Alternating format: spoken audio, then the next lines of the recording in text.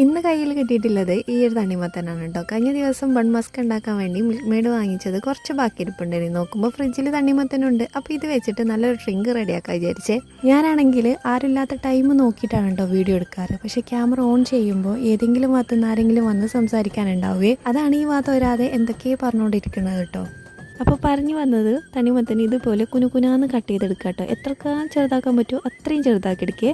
ഇനി ബാക്കി വന്നിട്ടുള്ള മേടും കൂടി അതും കൂടി ആവശ്യത്തിലേറെ ഒഴിച്ചു കൊടുത്തിട്ടുണ്ട് കേട്ടോ. ഇതിൻ്റെ മധുരമുള്ളതുകൊണ്ട് തന്നെ വേറെ പഞ്ചസാര അങ്ങനത്തെ ഐറ്റംസ് ഒന്നും ചേർത്തിട്ടില്ല കേട്ടോ. ഒരു പാക്കറ്റ് പാലും കൂടി ഒഴിച്ചിട്ട് വീട്ടിൽ വേണ്ടാതെ കെട്ടിക്കിടക്കുന്ന കുറച്ച് കസ്കസും കൂടി ഉണ്ടായിരുന്നേ, അത് ഒരു പാത്രത്തോളം ഇട്ട് കൊടുത്തിട്ടുണ്ട്. ഇത് കുറച്ച് ഏറിപ്പോയോന്ന് സംശയം തോന്നും. പക്ഷേ ഇത് ഇടയ്ക്ക് നല്ലോണം കടിക്കാൻ കിട്ടുന്നത് എനിക്ക് ഭയങ്കര ഇഷ്ടമുള്ള കാര്യമാണ് കേട്ടോ.